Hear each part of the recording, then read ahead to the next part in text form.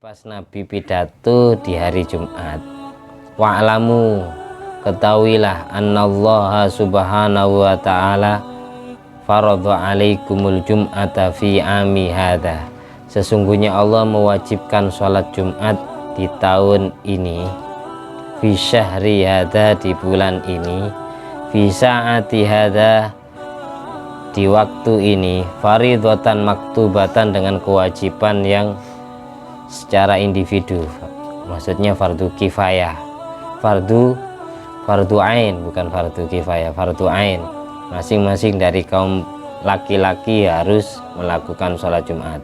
Faman tarokaha fi hayati, barang siapa yang kaum laki-laki yang berani meninggalkan sholat Jumat pada saat aku masih hidup, kata Kanjeng Nabi, au ba'da mamati, atau sesudah aku meninggal dunia, ila yaumil qiyamah, sampai hari kiamat, juhudan biha, dia meninggalkan sholat Jumatnya bukan karena tertidur, dia meninggalkan sholat Jumatnya bukan karena lupa, tapi memang ingkar, tidak percaya kepada kewajiban itu, wastighfafan bihaqqiha, dan disertai hati meremehkan hak kewajiban sholat Jumat, fala jama'allahu ta'ala lahu syamlan, maka Allah tidak akan mempersatukan dia, perkumpulannya tidak Allah bikin bersatu.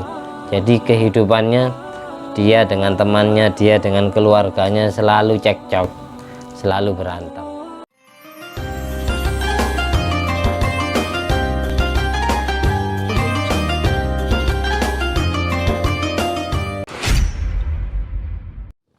Assalamualaikum warahmatullahi wabarakatuh. Bismillahirrahmanirrahim. Alhamdulillahirabbil alamin alladzi bi ni'mati tatimmus sholihat wa bi dzikri sulahaihi tatanazzalur rahmat wal barakat, wassalatu wassalamu ala sayyidi sadat sayyidina maulana Muhammadin qutbil qadat wa ala alihi wa ashabi al-anjumiz zahirat, amma ba'du. Allahumma salli ala ruhi sayyidina Muhammadin fil arwah wa ala jasadihi fil ajasad wa ala qabri fil kubur wa ala alihi washabihi wasallim. Rabbi syrah li sadri wa yassir li amri wa hlul 'uqdatam min lisani yafqahu qawli. Rabbi zidni ilma warzuqni fahma. Allahumma iftah alaina futuhal arifin waj'alna khalisatan liwajhikal karim. Allahumma iftah alaina futuhal arifin waj'alna khalisatan liwajhikal karim. Allahumma iftah alaina futuhal arifin waj'alna khalisatan liwajhikal karim. Allahumma rzuqna fahman nabiyyin wa ilhamal malaikatil muqarrabin. Allahumma nawwir qulubana binuri hidayatika kama nawwartal arda binuri syamsika. Allahumma nawwir qulubana binuri hidayatika kama nawwartal arda binuri syamsika. Rabbana anfa'na bima 'allamtana, Rabbi 'allimna alladzi yanfa'una, Rabbi faqihna wa faqih ahlana wa qarabati lana fi dinina. Allahumma salli ala ruhi sayyidina Muhammadin fil arwah wa ala jasadi fil ajasad wa ala qabri fil kubur wa ala alihi washabihi wasallim. Allahumma salli ala sayyidina Muhammadin wa ala ali sayyidina Muhammad madanil jud wal karam ba'il ilmi wal hilmi wal ikami wa barik wa sallim. Alhamdulillahi rabbil alamin. Di malam hari ini kita meneruskan pembacaan kitab Syamsul Munirah yang menerangkan tentang bab fadilah, keutamaan hari Jumat, pertemuan yang ketiga ini. Semoga jadi ilmu yang bermanfaat dan barokah fi din wa dunya wal akhirah. Ala hadiniyat wa ala kulliyatin sholihah wa ala kulli man wa salafus sholih wa ala kulli niyati jami' mu'allif hadil kutub wa jami'i masyaikhina wa jami' awliya Indonesia wa bil akhas awliya itis'ah jami' walidaina jami' abaina wa ummatina masyaikhina wa azwajina wa dhurriyyatina wa auladina wa talamidina wa ra'iyatina asdiqaina wa qarabatina wa jiwarina wa duyufina wa ikhwan fiddin wa ahlina wa damina min ummati Muhammadin sallallahu alaihi wasallam wa jami'il muslimin wal muslimat wal mu'minin wal mu'minat aina ma kan min masyariqil ardi ila magharibiha lahya afu anhum sya'uli lailana walahumul fatihah. A'udzubillahi minasyaitonirrajim. Bismillahirrahmanirrahim. Alhamdulillahirabbil alamin arrahmanirrahim maliki yaumiddin. Iyyaka na'budu wa iyyaka nasta'in ihdinas siratal mustaqim siratal ladzina an'amta 'alaihim ghairil maghdubi 'alaihim waladdallin amin. Di pertemuan sebelumnya ada hadis riwayat dari tabi'in yang bernama Sa'id bin Musayyib yang diriwayatkan dari sahabat Jabir bin Abdillah bahwasanya beliau pernah mendengar Rasulullah SAW bersabda di atas mimbar pada saat Rasulullah ceramah di hadapan sahabatnya. Rasulullah menyampaikan, tubu ila rabbikum azza wajal, bertobatlah kalian semua wahai umat Islam. Taubat itu berartian kembali kepada Tuhan kalian dengan cara menjalankan perintahnya dan menjauhi larangannya, qabla an tamutu, sebelum kalian meninggal dunia. Wa badiru ila rabbikum subhanahu bil a'mali sholihah, bersegeralah kalian, berlomba-lombalah kalian untuk beramal soleh demi mencapai ridhonya Allah. Ini pas Nabi pidato di hari Jumat. Wa'lamu, ketahuilah, annallaha subhanahu wa ta'ala faradha alaikumul jum'ata fi ami hadha, sesungguhnya Allah mewajibkan sholat Jumat di tahun ini, fi syahri hadha, di bulan ini, fi sa'ati hadha, di waktu ini, faridatan maktubatan, dengan kewajiban yang secara individu, maksudnya fardu kifayah, fardu ain, bukan fardu kifayah, fardu ain. Masing-masing dari kaum laki-laki harus melakukan sholat Jumat.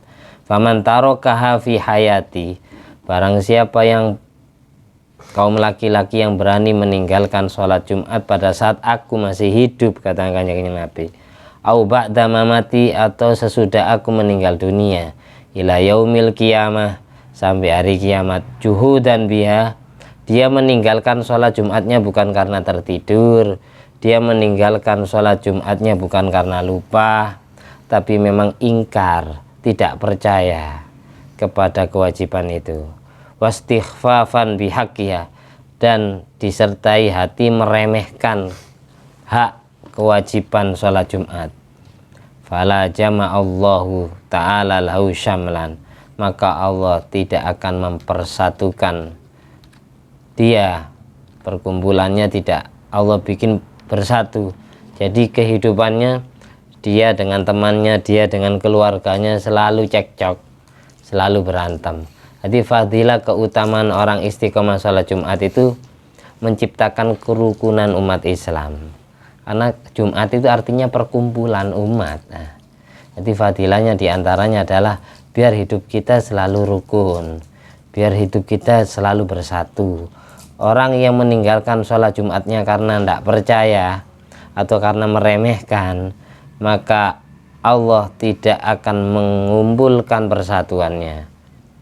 Allah tidak akan membuat dia akur rukun dengan orang lain. Sudah berseberangan dengan ajaran Quran, innamal mu'minuna ikhwatun fa aslihu baina akhawaikum. Ketika sesama orang Islamnya berantem, maka tugas kita adalah islah, mengakurkan, merukunkan, bukan malah jadi provokator, malah menjadi pemecah belah umat. Itu tidak disukai Kanjeng Nabi. Wala barokalahu fi amri, orang yang benci sholat Jumat itu juga tidak senang persatuan umat berarti, karena semua orang kumpul. Makanya dulu oleh datuknya Kanjeng Nabi yang bernama Murrah bin Ka'ab, yang asalnya namanya Arubah, dirubah jadi Jumat. Arubah itu hari subur, kemudian dirubah oleh Murrah bin Ka'ab menjadi Jumat, karena pada waktu itu hari Arubah menjadi hari perkumpulan atau rapat orang Quraisy, bukan rapat orang berpayung. Rapat setiap malam. Setelah itu, wala barokalau fi amri, orang yang meninggalkan sholat Jumatnya karena ingkar dan meremehkan, maka Allah tidak memberkahi urusannya. Allah tidak memberkahi anak cucunya, Allah tidak memberkahi istrinya, Allah tidak memberkahi sahabat-sahabat dan kerabatnya, Allah tidak membarokai tetangga-tetangganya, Allah tidak membarokai tempat tinggalnya dan seterusnya. Hidupnya serba tidak barokah. Ala la sholata lahu, ala la sawma lahu, ala la hajja lahu, ala la zakata lahu, ala la sodakota lahu, ala wala birra lahu.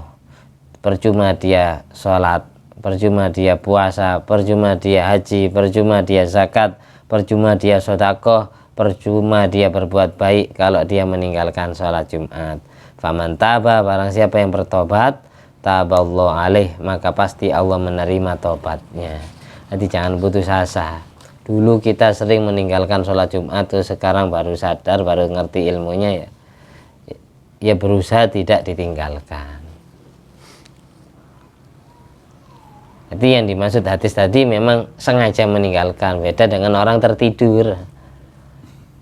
Ada kemauan kuat untuk menghadiri sholat Jumat, sampai di tempat sudah tahiyat akhir ya sudah takbir Allahu Akbar, takbir sholat Jumat, nanti langsung ndak usah Fatihah, ndak usah ruku, ndak usah iktidal, langsung ikut duduk tahiyat akhir.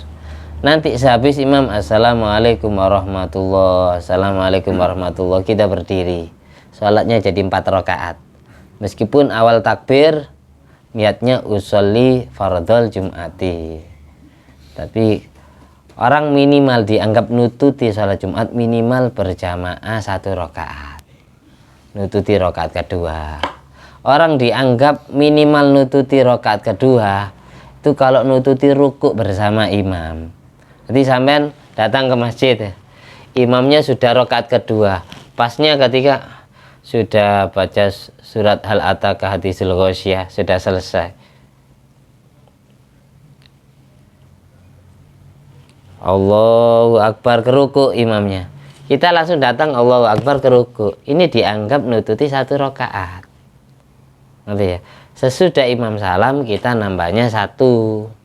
Tapi kalau kita tidak nututi ruku rakaat kedua, nututi iktidalnya, nututi sujudnya, maka sholat kita otomatis jadi sholat duhur, jadi 4. Ngerti ya?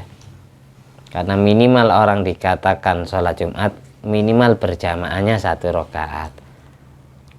Makanya semisal gini, ada orang semisal ya, ikut imam dari awal Allahu Akbar, ikut 1 rakaat saja, setelah itu dia kebelet ngengek, kebelet ngising. Setelah itu dia di dalam hati niat mufarokoh, niat pisah dari imam. Niat pisahnya ketika imam berdiri di rakaat kedua, saya niat pisah dari imamku, saya niat pisah dari imamku. Niat pisahnya, niat mufarokohnya pada saat rakaat kedua, tapi dia rakaat pertama ikut jamaah, maka itu tidak masalah. Dia ingin cepat pulang duluan, tapi tidak usah nyala-nyala jadi orang meskipun diperbolehkan. Jelas ya, jelas. Intinya orang sholat Jumat itu wajib jamaahnya 1 rakaat. Kalau sampai kurang dari 1 rakaat, maka otomatis sholatnya jadi zuhur, jadi 4. Sesudah salamnya imam langsung berdiri 4 rakaat. Jangan 2, karena minimal mazhab Syafi'i orang dikatakan ahlu Jumat minimal berapa orang? 40 orang. Ijtihadnya Imam Syafi'i itu orang sholat Jumat itu minimal 40 orang. Kalau kurang dari 40 tidak boleh sholat Jumat. Sholatnya sholat zuhur. Kayak orang hidup di daerah pegunungan atau orang Islamnya minoritas ya. Nah, nanti dibahas di belakang. Ini saya urut ini saya bab sholat Jumat ini, bab Jumat ini saya baca setiap malam Jumat. Selain hari itu ya kita baca bab lain. Nggak istimewa malam Jumatnya. Biar ngerti yang terkait dengan sholat Jumat itu apa saja. Karena kita kaum laki-laki, kalau orangnya kayak hidup di pegunungan, jumlah orang Islamnya kurang dari 40, ya langsung salat zuhur. Yang jelas mazhab Syafi'i tidak bisa. Ada qol qadim, meskipun tidak sampai 40 tidak apa-apa. Tapi mirip-mirip dengan mazhab lain. Mazhab yang dalam ini qol jadid yang dipakai, pendapat yang baru Imam Syafi'i. Kenapa Imam Syafi'i berijtihad? Qol jadidnya berijtihad minimal 40 orang. Karena berdasarkan hadis, la yajtami'u arba'una min ummati illa wa fihim waliyun min awliyaillah. Illa wa fihim waliyun min awliyaillah. Kalau sudah kumpul 40 orang beriman, kumpul dalam satu majelis, maka di antara 40 orang itu ada yang kekasih Allah. Kalau sudah orang Islam, 40 orang kumpul dalam satu tempat, yang jelas kumpulnya bukan untuk ngerasani orang, kumpulnya untuk berbuat kebaikan. Maka di antara mereka pasti ada kekasih Allah. Doa mustajab gara-gara satu orang itu, barokahnya salah satu kekasih itu. Terus yang kedua, kullu nabiyyin yub'atsu fi ra'sil arba'in. Hampir setiap para nabi itu Allah utus di usia 40. Hampir setiap para nabi Allah lantik menjadi nabi, Allah lantik menjadi rasul di usia 40. Ada yang belum 40 dilantik, ada kayak Nabi Isa. Bahkan beliau diangkat ke langit usia 33. Wali pun rata-rata dilantik jadi wali itu usia 40. Meskipun ada wali yang masih anak, yang masih usia anak TK, anak SD itu ada. Ada wali yang seusia anak SMP, SMA itu ada. Ada wali yang umurnya belum 30 itu ada. Ada wali yang umurnya belum 40 itu ada. Tapi jarang. Tapi umumnya para nabi, umumnya para wali dilantik di usia 40. Oleh karena itu ijtihadnya Imam Syafi'i, angka 40 angka yang sakral.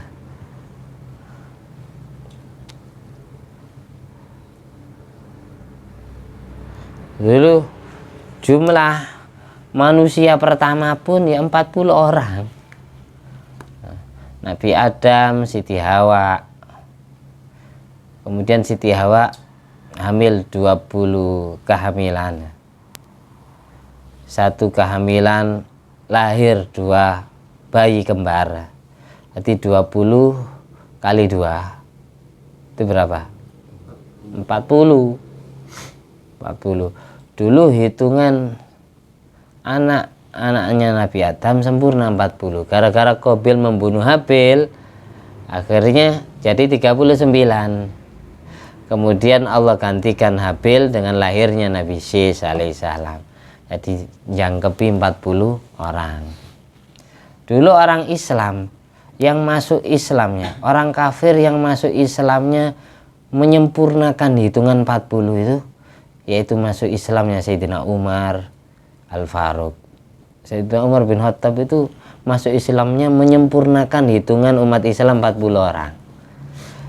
Yang laki-laki 20, yang perempuan 19. Awalnya. Terus Sayyidina Umar masuk Islam jadi 40 orang. Dulu awal. Itu sebelum hijrah. Kok istimewa, Gus. Bahkan janin itu, manusia itu istilahnya beda-beda. Ketika belum lahir namanya janin. Ketika sudah lahir tapi belum balik, belum haid, belum mimpi basah, belum usia 15 tahun, maka istilahnya sobi, tiflun, soghirun, yatimun, mungkotiun, latimun. Kalau sudah balik istilahnya balihun, balihotun, sabun, sabatun, fata, fatatun, pemuda, pemudi, remaja, remaji. Ketika usianya belum balik, itu istilahnya kanak-kanak masih ya. Belum lahir namanya janin. Ketika usianya sudah 30, itu namanya usia kahlun atau kuhula, usia dewasa. Jadi kanak-kanak, remaja, dewasa. Ketika usianya sudah 40 itu namanya usia suyukho, usia syekhun syekhotun, kakek nenek, usia lanjut sudah. Itu istilah manusia pun setiap ganti 40 sudah ganti status. Makanya kemarin kita bahas masalah yang menjadi faktor penyebab seretnya rezeki itu. Di antara yang menjadi faktor penyebab seretnya rezeki adalah al-masyu amama syekh, berjalan di depan orang tua. Yang dimaksud orang tua adalah orang yang umurnya 40 ke atas. Jadi kalau kita keburu-buru memang kita permisi, saya amit dulu, saya mau nyalep, enggak apa-apa silakan gitu. Jangan langsung nyalep, itu menyebabkan seret rezeki kita. Dari saking pentingnya anak muda itu tidak boleh nyalep mbah ya, tidak boleh nyalep syekh ya. Itu sampai menjadi faktor penyebab adanya bacaan yang sunat dibaca ketika i'tidal. Dulu orang sholat itu takbir intikal semua, pindah dari Fatihah ke ruku, dari ruku ke i'tidal, dari i'tidal ke sujud, dari sujud ke duduk, ke sujud lagi, ke berdiri. Itu semua pemisahnya pakai Allahu Akbar yang diistilahkan takbir intikal. Mulai sejak Sayyidina Ali bin Abi Thalib karramallahu wajhah, beliau pada saat mau mengerjakan sholat subuh ke Masjid Nabawi, tiba-tiba di depan beliau itu menjumpai nenek-nenek yang jalannya lelet. Akhirnya Sayyidina Ali tidak berani nyalep, jalan di belakangnya. Sementara matahari hampir terbit. Pada saat itu Rasulullah SAW masih rakaat pertama. Ketika Rasulullah SAW ruku, sayapnya malaikat Jibril ditaruh di punggungnya Rasulullah SAW, sehingga Rasulullah tidak bisa mengangkat punggung, tidak bisa mengangkat kepala. Itu paling lama ruku yang dikerjakan Kanjeng Nabi bersama para sahabatnya. Allahumma shalli ala sayyidina Muhammad wa ala ali sayyidina Muhammad. Akhirnya Allah memerintahkan malaikat Jibril menaruh sayapnya di punggung Rasul, dan Allah memerintahkan malaikat Mikail untuk memberitahu malaikat penjaga matahari agar tidak terburu-buru mengeluarkan matahari, agar matahari ditahan dulu, jangan terburu-buru terbit, karena kalau matahari terbit berarti waktu salat subuhnya habis. Gara-gara apa? Gara-gara nunggu Sayyidina Ali datang. Gara-gara Sayyidina Ali menghormati orang yang usianya 40 tahun, nenek-nenek yang jalan di depan beliau. Setelah sampai di Masjid Nabawi, Sayyidina Ali bersyukur kepada Allah. Alhamdulillah, saya nututi rukuk rakaat pertama. Kanjeng Nabi belum i'tidal ternyata. Allahu Akbar. Akhirnya ternyata nenek-nenek ini enggak masuk ke masjid, malah melengos karena dia orang Kristen, ternyata orang Nasrani. Itu yang Kristen saja dihormati, apalagi yang sesama Islam. Mulai sejak itu malaikat Jibril memerintahkan Rasulullah SAW, Muhammad, bacalah kul sami'allahu liman hamidah. Sami'allahu liman hamidah. Cerita ini aslinya sering saya ceritakan, tapi takut ada yang masih belum dengar. Akhirnya Kanjeng Nabi ketika bangun dari ruku, mulai sejak itu i'tidal itu tidak baca Allahu Akbar, tapi baca Sami Allahu liman hamidah. Sami'a, semoga Allah mendengar, semoga Allah menerima. Sami Allahu liman, terhadap orang, hamidah, yang telah memujinya. Semoga Allah mendengar pujian orang yang telah memuji Allah. Yang dimaksud siapa? Sayyidina Ali. Alhamdulillah, Allah masih mentakdir saya nututi ruku rakaat pertama salat subuh, dan waktu salat subuh belum habis. Ditahan mataharinya gara-gara menghormati orang yang usianya lebih tua. Ini hikmahnya ngaji di situ. kita tahu sejarahnya sami Allah liman hamidah yang setiap hari kita lakukan.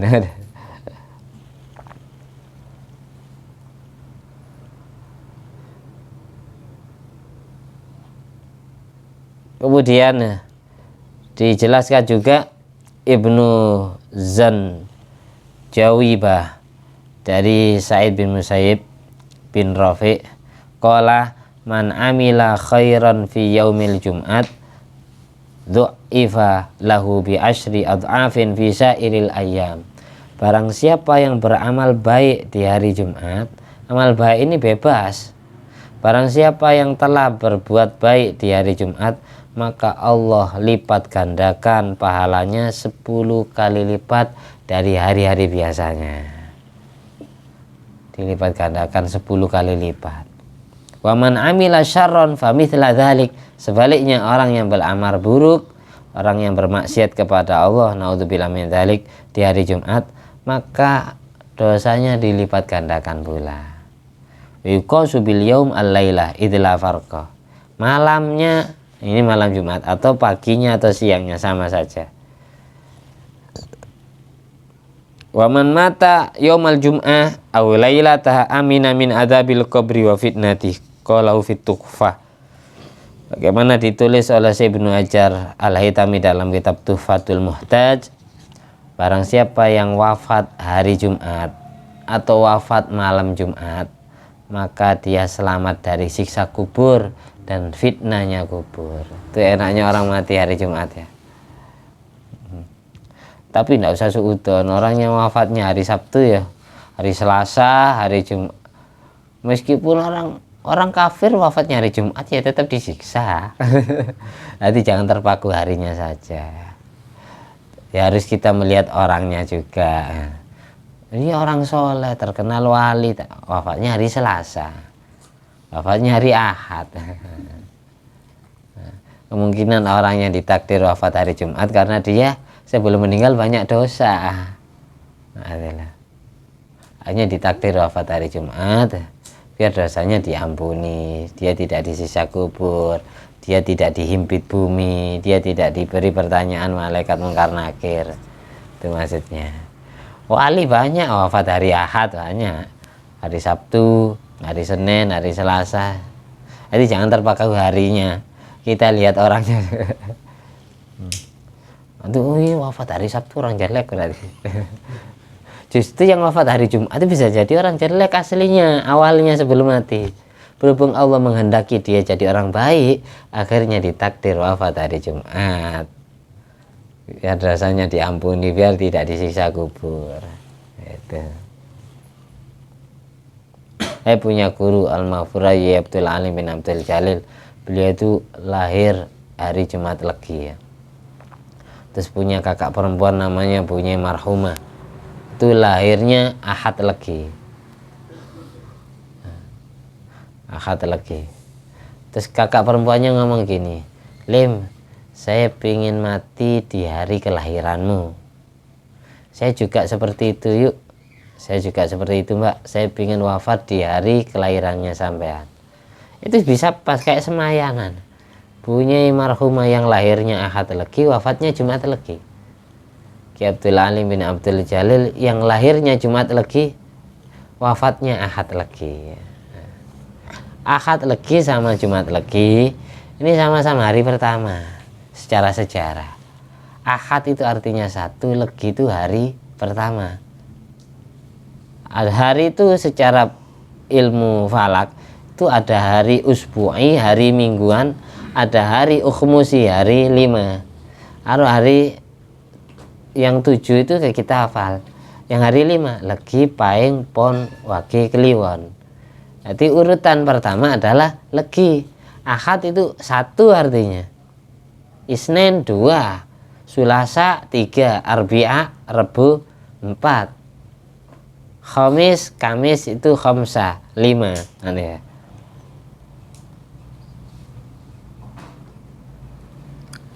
Jadi Ahad Legi ini pertama, secara hari pertama hari 7, Leginya juga hari pertama dari hari 7.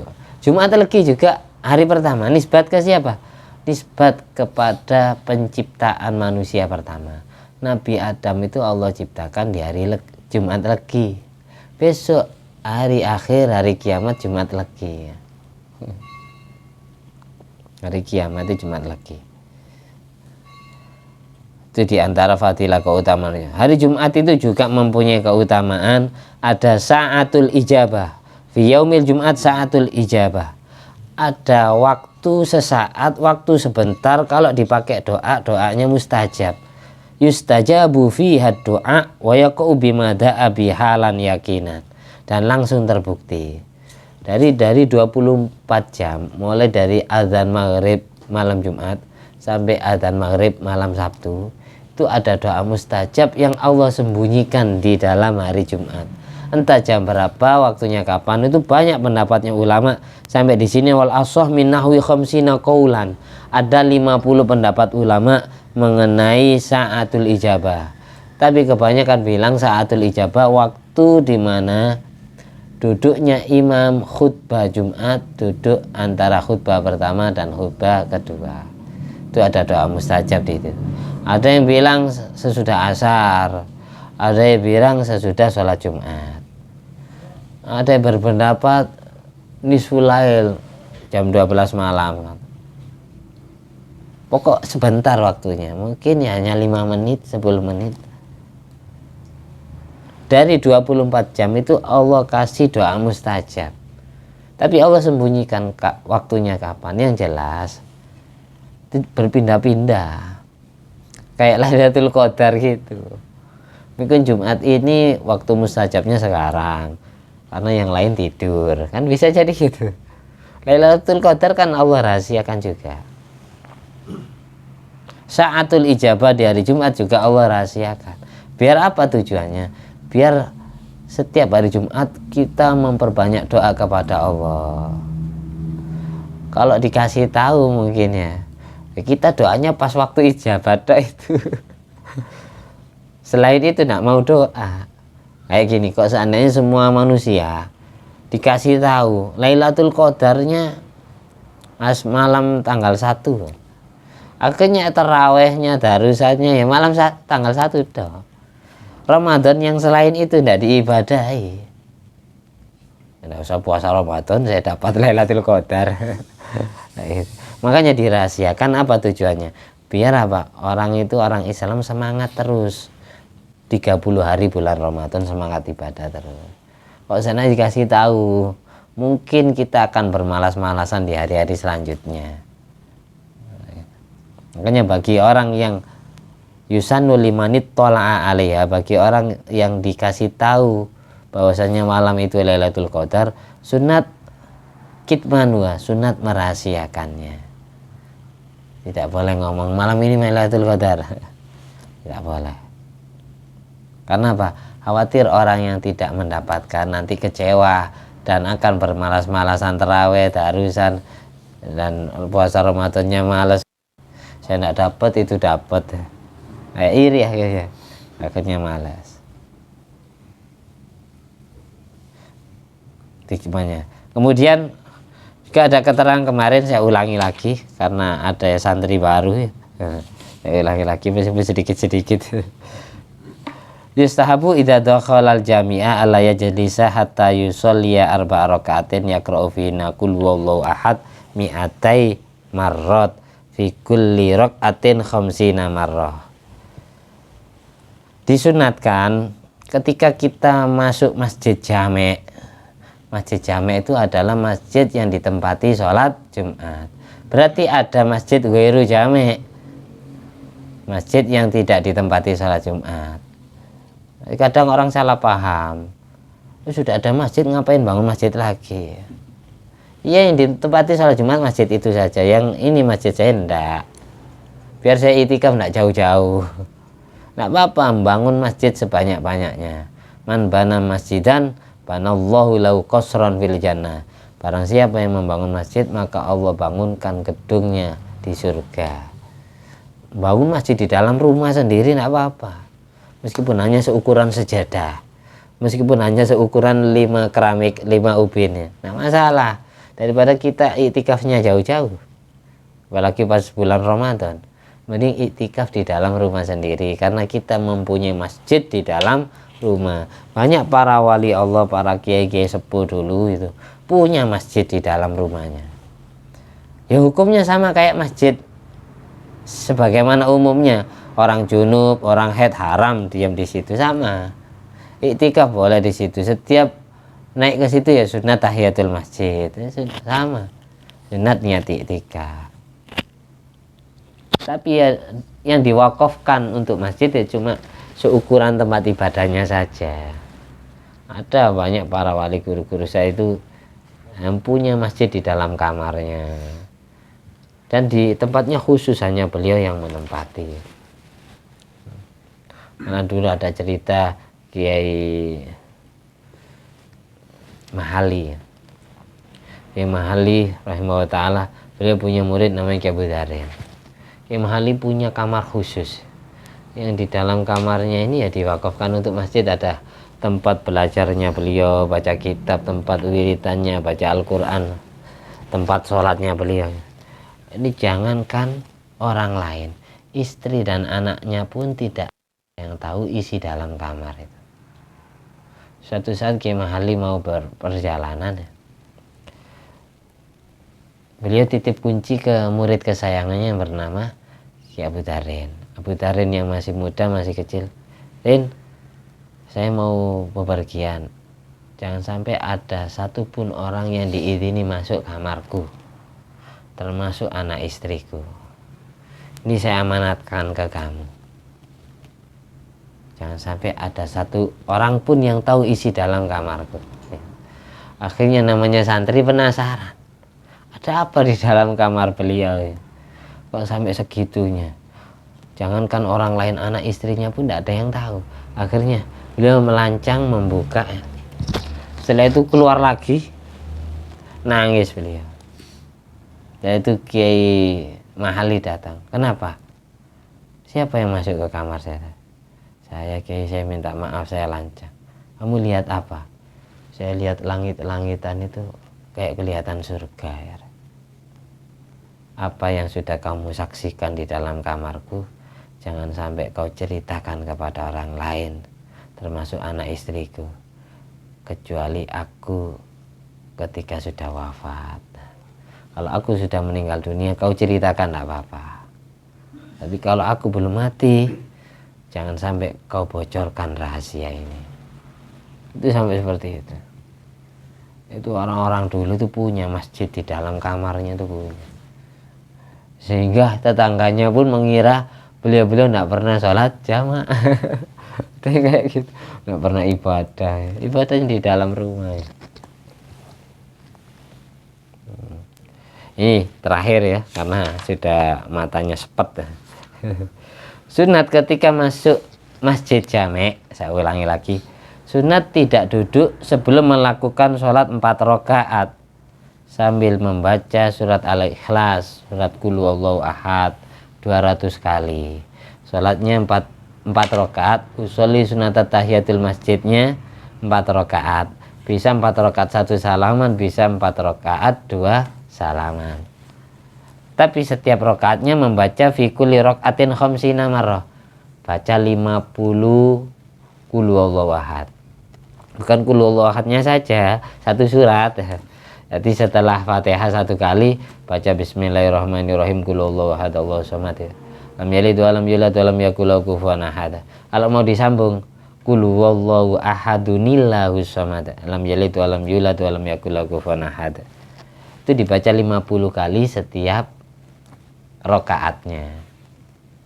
Barang siapa yang mengerjakan sholat sunat tahiyatul masjid 4 rakaat, 2 rakaat salam, 2 rakaat salam, faqad nukila an Rasulillah sallallahu alaihi wasallam anna man fa'alahu lam yamut hatta yara maq'adahu minal jannah au yura lahu. Barang siapa yang mengerjakan sholat sunat tahiyatul masjid 4 rakaat, bisa 4 rakaat 1 salam, bisa 2 rakaat salam, 2 rakaat salam. Yang penting setiap rakaatnya baca Fatihah 1 kali, terus Qul Huwallahu 50, maka dia tidak Allah takdirnya sebelum dia melihat surganya Allah, melihat tempat duduknya di surga, atau Allah buka mata hatinya untuk bisa kasyaf, untuk bisa melihat kenikmatan surga. Ini keterangan ini akhrajahul Khatib fi ruwat an Malik min hadisi Abdullah bin Umar radhiyallahu anhu wa qala gharibun jiddan. Ini dikutip dalam kitab Ihya Ulumuddin Imam Ghazali juz 1 halaman 171. Mudah-mudahan bermanfaat. Amin. Al-Fatihah. Bismillahirrahmanirrahim. Alhamdulillahirabbil alamin arrahmanir rahim maliki yaumiddin. Iyyaka na'budu wa iyyaka nasta'in ihdinas siratal mustaqim siratal ladzina an'amta 'alaihim ghairil maghdubi 'alaihim waladdallin. Alhamdulillah alladzi at'amani hadzal ilma wa razaqani min ghairi haulin minni wala quwwatin. At-tahiyatul mubarakatuh salawatut thayyibatu lillah. Assalamu alayka ayyuhan nabiyyu wa rahmatullahi wa barakatuh. Assalamu alayna wa ala ibadillahi sholihin. Asyhadu an la ilaha illallah wa asyhadu anna muhammadar rasulullah. Allahumma sholli ala sayyidina Muhammad wa ala ali sayyidina Muhammad. Allahumma sholli ala sayyidina Ibrahim wa ala ali sayyidina Ibrahim. Wa barik ala sayyidina Muhammad wa ala ali sayyidina Muhammad. Amma barakta ala sayyidina Ibrahim wa ala ali sayyidina Ibrahim fil alamin innaka Hamidum Majid.